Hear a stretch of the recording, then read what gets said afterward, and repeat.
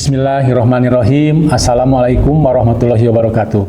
Perkenalkan, nama saya Dr. Agus Sumantri MPD dengan NIDN 0026066307 dan NUPTK 8958714120002.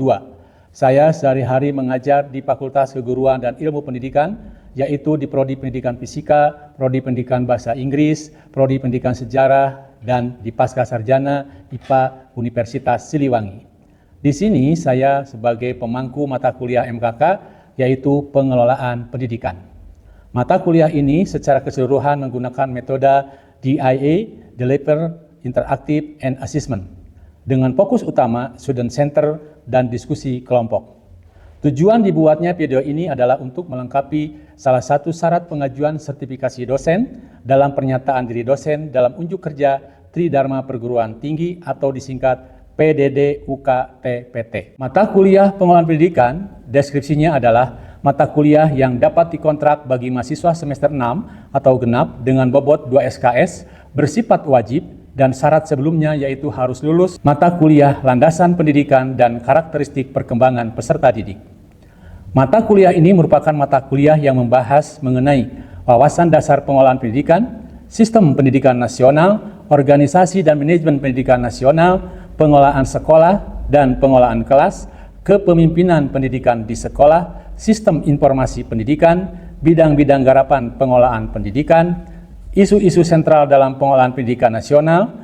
Kemudian, untuk selanjutnya, capaian pembelajaran lulusan yang dibebankan kepada mata kuliah pengelolaan pendidikan adalah sebagai berikut. 1. Bertakwa kepada Tuhan Yang Maha Esa dan mampu menunjukkan sikap religius. 2. Berkontribusi dalam peningkatan mutu kehidupan bermasyarakat, berbangsa, bernegara, dan kemajuan peradaban berdasarkan Pancasila. 3. Menguasai teori, komponen, sistem, dan pengembangan pengelolaan pendidikan. 4. Mampu mengkaji implikasi pengembangan atau implementasi ilmu pengetahuan teknologi yang memperhatikan dan menerapkan nilai humaniora sesuai dengan keahliannya berdasarkan kaidah, tata cara, dan etika ilmiah dalam rangka menghasilkan solusi, gagasan, desain, atau kritik seni. 5. Mampu memahami dan menguasai konsep dasar, faktor-faktor, komponen-komponen dasar-dasar pelaksanaan, dan kebijakan sistem pendidikan. Selanjutnya, capaian pembelajaran mata kuliah atau CPMK pengelolaan pendidikan adalah sebagai berikut. 1. Bertakwa kepada Tuhan Yang Maha Esa dan mampu menunjukkan sikap religius.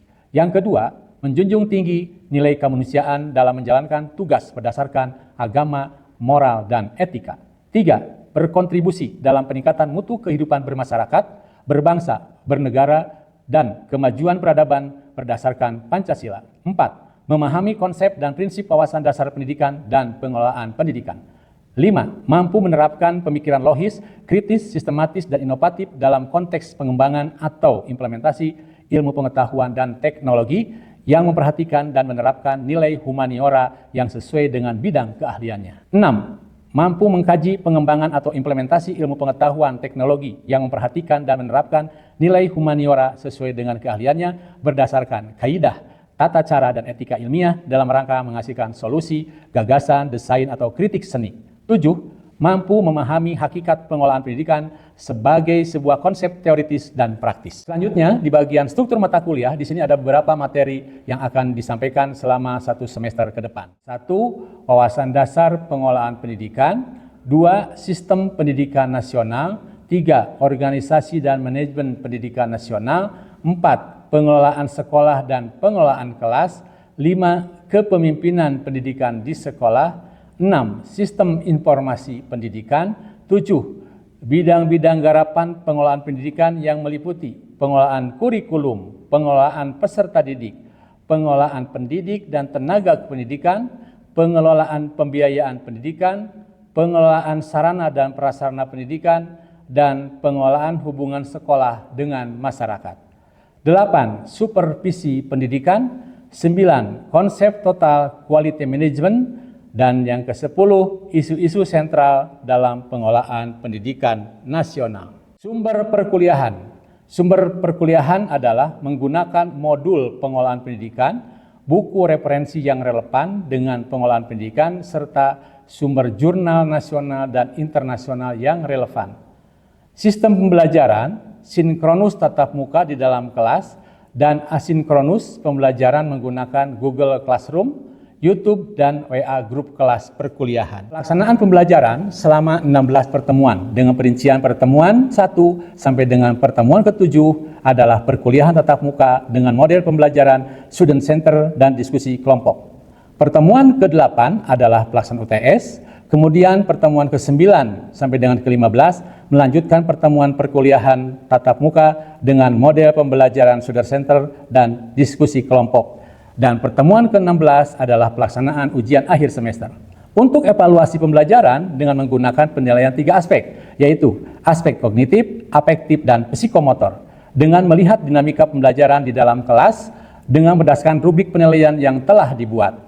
Bobot penilaian diambil berdasarkan keaktifan yang terdiri dari kehadiran dan partisipasi aktif dalam perkuliahan, pengerjaan tugas, yang terdiri dari presentasi, membuat modul, membuat PowerPoint, dan latihan membuat soal, kemudian UTS dan UAS. Selanjutnya terkhusus untuk materi yang akan disampaikan pada video pembelajaran kali ini adalah materi terkait kepemimpinan pendidikan di sekolah, yang merupakan materi pertemuan ke-6. Untuk pertemuan ke-6 ini termasuk ke sub CPM K5 yang berbunyi, di akhir pertemuan, mahasiswa memahami bidang garapan kepemimpinan pendidikan di lembaga persekolahan yang meliputi pengertian kepemimpinan pendidikan, fungsi-fungsi dan tipe-tipe kepemimpinan pendidikan, keterampilan yang harus dimiliki pemimpin, pendekatan dalam mempelajari kepemimpinan pendidikan. Dengan indikator, kemampuan yang diharapkan adalah setelah perkuliahan selesai, mahasiswa diharapkan dapat 1. Mendefinisikan esensi kepemimpinan, 2. Menganalisis 4 tipe kepemimpinan, 3. Memetakan 6 syarat dan 5 keterampilan utama seorang pemimpin. 4. Mengklasifikasikan teori kemunculan pemimpin. Materi pembelajaran pertemuan ke-6 adalah sebagai berikut. 1. Pengertian kepemimpinan pendidikan. 2. Fungsi pemimpin pendidikan. 3. Tipe-tipe kepemimpinan pendidikan. 4. Syarat-syarat pemimpin pendidikan. 5. Keterampilan yang harus dimiliki pemimpin. 6. Pendekatan tentang teori munculnya pemimpin. 7. Pendekatan dalam mempelajari kepemimpinan pendidikan. Sistem pembelajaran atau mode perkuliahan di sini adalah pembelajaran sinkronus tatap muka langsung di dalam kelas. Untuk metode pembelajarannya adalah metode diskusi kelompok dengan fokus student center. Yang kemudian selanjutnya adalah sistem penilaian mata kuliah. Di sini ada teknik dan indikator dibagi dalam 3 jenis. Yang pertama kognitif, yang kedua afektif, dan ketiga psikomotor. Yang kognitif diukur melalui rubrik penilaian tentang kemampuan mahasiswa dalam bertanya, berdiskusi, berpresentasi kelompok, menjawab kuis, serta membuat peta konsep. Penilaian afektif diukur melalui rubrik penilaian tentang sikap mahasiswa selama proses perkuliahan, dan psikomotor diukur melalui lembar observasi terkait keaktifan di saat perkuliahan berlangsung. Berikut merupakan video pembelajarannya. Selamat menyaksikan. Baik, Assalamualaikum warahmatullahi wabarakatuh. Waalaikumsalam warahmatullahi wabarakatuh. Mahasiswa jurusan fisika yang saya banggakan, puji syukur alhamdulillah kita bisa bertemu lagi di pertemuan ke-6. Sebelum lebih jauh, supaya pembelajaran kita bermakna ya dan bermanfaat bagi kalian, maka mari kita berdoa dulu. Silakan Rizal, pimpin berdoa. Baik, sebelum kita mulai kuliah kita pada hari ini, marilah kita berdoa terlebih dahulu sesuai dengan kepercayaan masing-masing. Berdoa dimulai.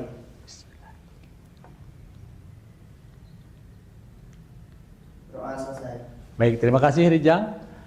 Baik, selanjutnya bahwa pertemuan kali ini kita akan membahas tentang kepemimpinan pendidikan di sekolah.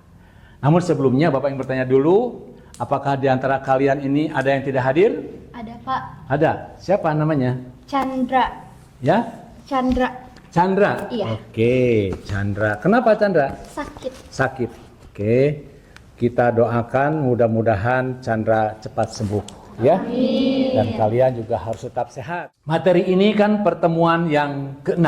Nah, pada pertemuan ke-5 kemarin, kita juga sudah pernah membahas yaitu tentang pengelolaan sekolah dan pengelolaan kelas. Ada yang masih ingat apa itu pengelolaan sekolah? Ada Pak. Siapa akan jawab, Cung? Ya, silahkan Garnis. Pengelolaan sekolah itu seseorang yang mengelola beberapa komponen di sekolah seperti kurikulum, peserta didik, dan tenaga kependidikan. Ada yang bisa nambahkan? Apalagi komponen-komponen di sekolah? Ada tadi apa? Peserta didik, kurikulum, sama tenaga kependidikan. nah, kemudian ada lagi apa lagi? Pembiayaan, apa lagi? Proses, apa lagi? Penilaian, dan apa lagi? Hubungan dengan masyarakat. Nah, ini dalam pengelolaan tersebut harus ada leader, ya, pemimpin yang membawa anak-anak buahnya itu untuk melaksanakan pengelolaan itu. Sebab sekolah-sekolah tidak bisa sendirian. Tujuan pembelajaran dalam memahami konsep kepemimpinan pendidikan di sekolah, mahasiswa mampu memahami dasar bidang garapan kepemimpinan pendidikan di lembaga persekolahan yang meliputi pengertian kepemimpinan pendidikan, fungsi-fungsi dan tipe-tipe kepemimpinan pendidikan, syarat dan keterampilan yang harus dimiliki pemimpin, kemudian pendekatan dalam mempelajari kepemimpinan pendidikan. Setelah kuliah ini selesai, Anda diharapkan mampu mendefinisikan esensi kepemimpinan. Yang kedua, menganalisis 4 tipe kepemimpinan. Selanjutnya, memetakan 6 syarat dan 5 keterampilan utama seorang pemimpin. Yang terakhir, mengklasifikasikan teori kemunculan pemimpin. Yang pertama tentang pengertian kepemimpinan. Kepemimpinan itu adalah kegiatan mempengaruhi. Artinya, seorang pemimpin itu bisa mempengaruhi anggotanya. Dalam ranah instansi pendidikan, kepemimpinan memiliki esensi yang lebih spesifik. Jadi harus lebih spesifik, karena kalau tadi umum, sekarang spesifik di persekolahan. Kepala sekolah di sini, kalau dalam persekolahan itu mempengaruhi pelaksanaan pendidikan. Jadi pelaksanaan pendidikan sekolah itu harus terorganisir dengan baik. Paham sampai sini? Nah, kita lanjut. Fungsi utama pemimpin pendidikan: membantu terciptanya suasana persaudaraan, kerjasama dengan penuh rasa kebebasan. Nah, maka kepala sekolah itu harus membantu terciptanya suasana persaudaraan. Membantu kelompok untuk mengorganisir sehingga tujuan kelompok menjadi lebih mudah tercapai. Kemudian membantu kelompok dalam menerapkan prosedur kerja. Jadi, bagaimana mengolah kurikulum yang bagus? Maka kepala sekolah akan mengarahkan, coba buat SOP-nya. Standar operasional prosedur. Kemudian bertanggung jawab dalam mengambil keputusan bersama dengan kelompok. Kepala sekolah yang bagus, setiap keputusan bukan hasil sendiri, tapi dibangun sehingga keputusan tersebut bisa dipertanggungjawabkan. Itu fungsi utama pemimpin pendidikan. Selanjutnya yaitu tipe-tipe kepemimpinan. Otoriter, ini memusatkan kekuasaan tunggal. Jadi di organisasi tersebut yang paling berkuasa pemimpinnya. Jadi tertutup, tidak mau menerima apa-apa.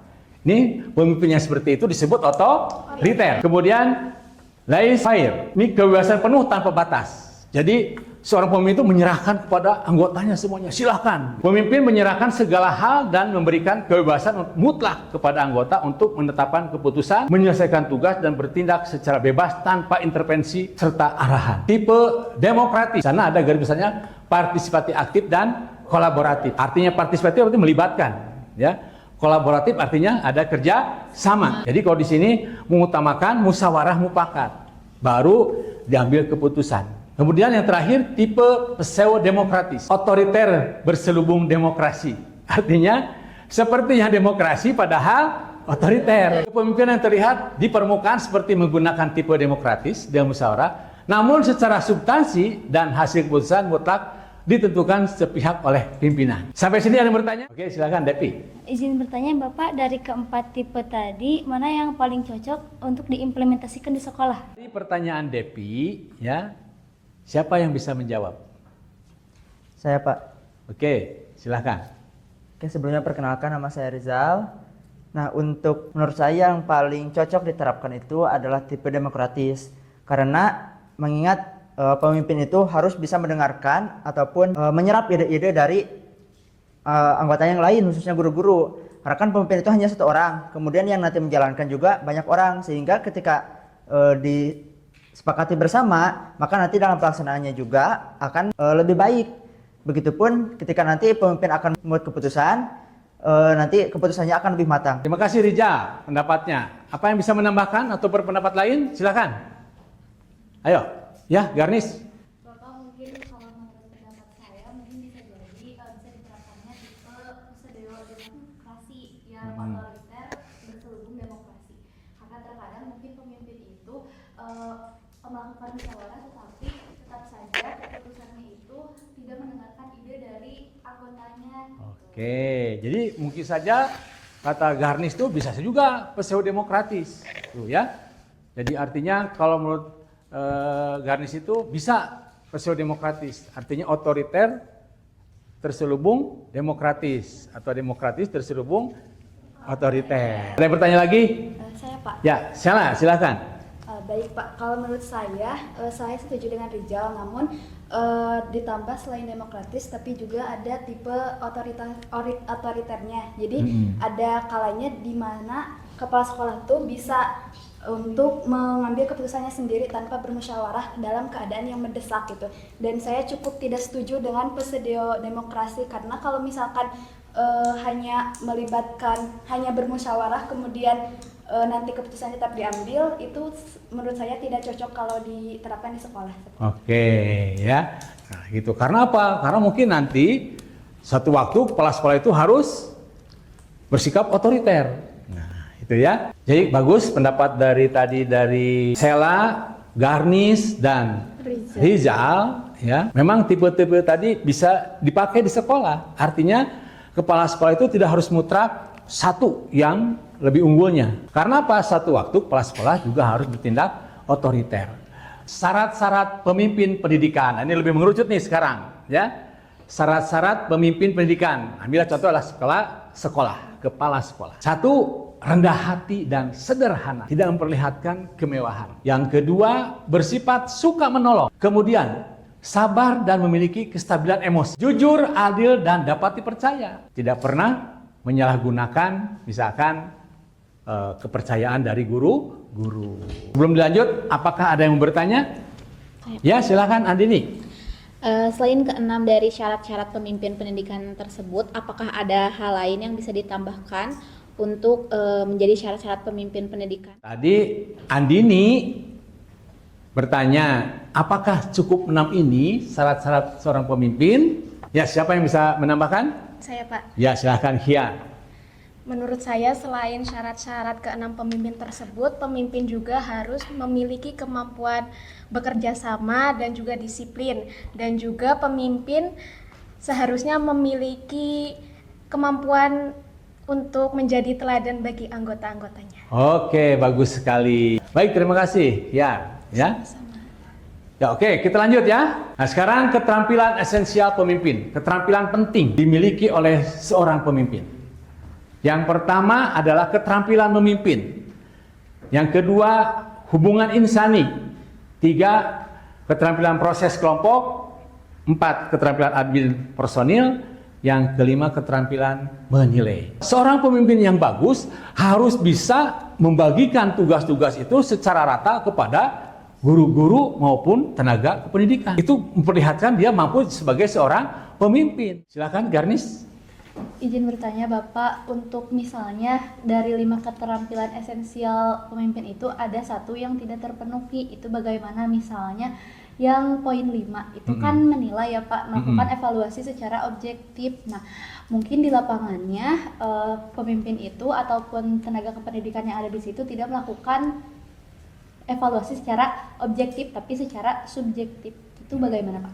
Garnis mengatakan bahwa seandainya 5 keterampilan ini ada satu yang tidak bisa dilakukan oleh kepala sekolah karena oleh para guru dipandang subjektif dalam penilaian. Apakah ada yang bisa menambahkan, berpendapat? Saya Pak. Oke.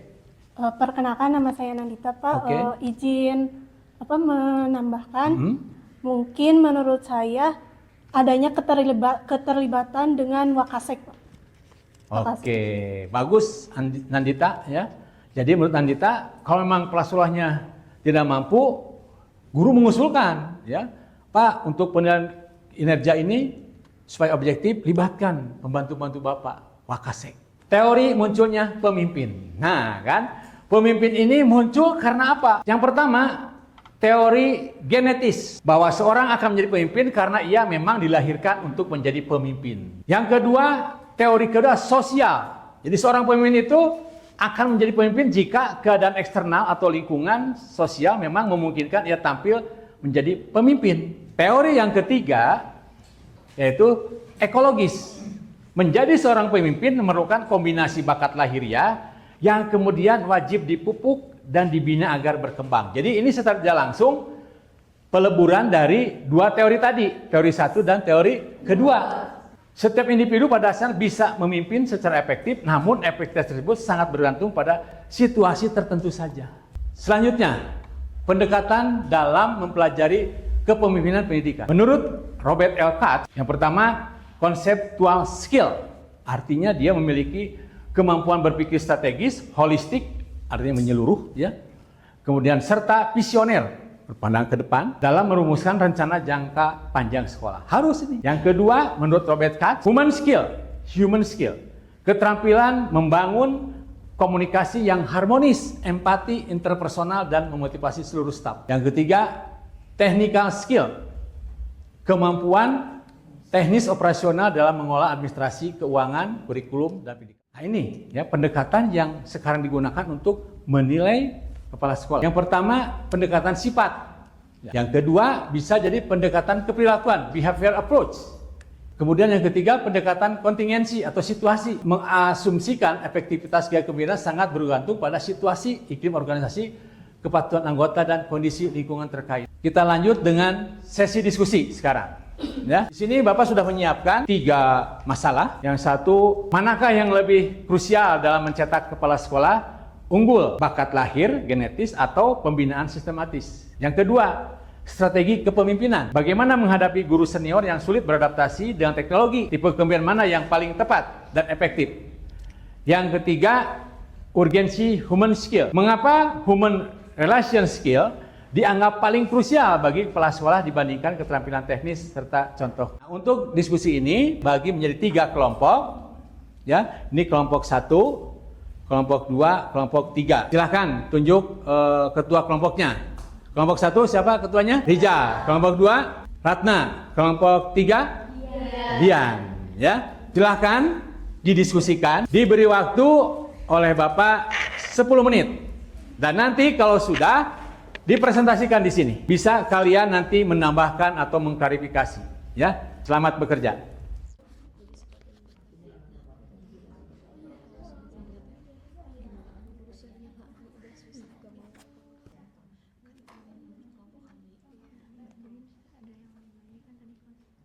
Waktu diskusinya sudah cukup. Ya, selanjutnya kita akan mempresentasikan dari setiap kelompok di depan. Silakan. Kelompok 1 dulu, silakan. Baik, assalamualaikum warahmatullahi wabarakatuh. Waalaikumsalam warahmatullahi wabarakatuh. Sebelumnya perkenalkan, nama saya Rizal Fauzan Ridwanullah. Saya perwakilan dari kelompok 1. Menurut hasil diskusi kami, yang lebih krusial itu adalah pembinaan sistematis. Bakat itu hanyalah modal awal, sedangkan keterampilan itu perlu dilatih. Ada 3 alasan utama. Yang pertama itu bahwasanya keterampilan itu perlu dipelajari, sehingga di sini pembinaan sistematis itu sangat dibutuhkan. Kemudian yang kedua itu berbasis data. Pembinaan itu membutuhkan pembinaan yang teratur. Terlahir dari seorang pemimpin pun tidak akan mampu untuk menyelesaikan permasalahan, karena permasalahan itu diselesaikan banyak itu menggunakan data, tidak hanya mengandalkan perasaan ataupun intuisi saja. Kemudian yang ketiga adalah untuk menciptakan regenerasi. Bakat itu adalah kebetulan, jadi tidak semuanya itu mempunyai bakat, meskipun memang terlahir dari pemimpin. Sekian dari kelompok kami. Wassalamualaikum warahmatullahi wabarakatuh. Ya, give applause. Baik, terima kasih kelompok 1. Silakan kelompok 2. Baik, assalamualaikum warahmatullahi wabarakatuh. Waalaikumsalam warahmatullahi wabarakatuh. Sebelumnya perkenalkan, saya Rahma Mandini, perwakilan dari kelompok 2, izin untuk memberikan pendapat dari kelompok kami. Bagaimana cara menghadapi guru senior itu adalah menghadapi guru senior yang sulit beradaptasi dengan teknologi perlu dilakukan dengan pendekatan yang bijak, empati, dan juga bertahap, seperti memberikan pelatihan sederhana, kemudian pendampingan, serta menunjukkan manfaat nyata dari teknologi dalam pembelajaran, seperti itu. Terima kasih. Wassalamualaikum warahmatullahi wabarakatuh. Ya, terima kasih kelompok 2. Silakan kelompok 3. Assalamualaikum warahmatullahi wabarakatuh. Waalaikumsalam. Izin saya Dipa Sida dari Program kelompok 3. paling krusial bagi kepala sekolah dibandingkan keterampilan teknis. Tugas utama dari kepala sekolah itu bukan hanya menguasai administrasi atau teknologi, tetapi juga memimpin, membangun hubungan, motivasi, dan menyelesaikan konflik di lingkungan sekolah. Di mana keberhasilan sekolah sangat dipengaruhi oleh kemampuan human resource skill yang dimiliki oleh kepala sekolah itu sendiri. Misalnya terjadi konflik antara dua guru karena perbedaan pembagian jadwal mengajar. Kepala sekolah yang memiliki human resource skill maka akan mengundang kedua guru tersebut untuk berdiskusi, mendengarkan pendapat masing-masing, serta mencari solusi yang adil dan menjaga hubungan kerja tetap terjalan harmonis. Oke, sekian dari kelompok kami. Assalamualaikum warahmatullahi wabarakatuh. Terima kasih kelompok 1 dan 3 yang telah menyampaikan presentasinya. Silakan ada yang mau mengklarifikasi ataupun menambah ataupun menyangkal. Ya, dari kelompok 3 silakan. Sebelumnya perkenalkan, nama saya Nida Yuliawati dari kelompok 3. Izin untuk menambahkan dari jawaban di kelompok 1. Rizal ya? Iya, dari Rizal. Baik, menurut saya keduanya itu sama-sama krusial karena bakat lahir itu menjadi modal awal kepemimpinan, dan kemudian sedangkan pembinaan sistematis itu dapat mengembangkan dan juga mengoptimalkan potensi. Mungkin sekian dari kelompok 3. Terima kasih. Bagaimana Rizal, pendapat dari kelompok 3 bisa diterima? Setuju. Sangat setuju ya. Oke, bagus. Terima kasih atas penyampaian hasil diskusinya, dan kepada kelompok 1 dan 3 silahkan kembali ke tempat dulu ya. Big applause untuk semuanya ya. Baik, setelah kita tadi membahas materi kepemimpinan pendidikan di sekolahan dari awal hingga akhir, saatnya kita mengambil kesimpulan dari materi yang telah dibahas. Apakah di antara Anda semuanya ada yang bersedia untuk mengambil kesimpulan tersebut? Saya, Pak. Silakan, Sophia. Ya. Baik, jadi kepemimpinan pendidikan di sini yaitu usaha untuk mempengaruhi pelaksanaan pendidikan sehingga tercapainya suatu tujuan yang telah ditetapkan secara efektif dan efisien, dan memiliki syarat dan esensial keterampilan yang mampu mengimplementasikan kepemimpinan dengan baik dan bijak. Oke, setuju? Sepakat? Sepakat. Kepemimpinan pendidikan memegang peran penting dalam menentukan arah dan keberhasilan suatu lembaga pendidikan. Seorang pemimpin bukan hanya dituntut untuk mengatur dan mengambil keputusan, tetapi juga untuk menjadi teladan, ya, pendengar yang baik serta mampu menciptakan suasana kerja nyaman dan produktif. Dan terakhir, dengan gaya kepemimpinan yang tepat dan sikap yang bijaksana, seorang pemimpin pendidikan akan mampu menumbuhkan semangat, membangun kepercayaan, dan meningkatkan kualitas pendidikan secara menyeluruh. Dan untuk materi yang akan datang, silakan Anda semuanya membaca pengelolaan kurikulum. Ya, di modul di sana tuh sudah ada juga tugas-tugas yang harus dikerjakan. Baik, terima kasih atas segala perhatiannya.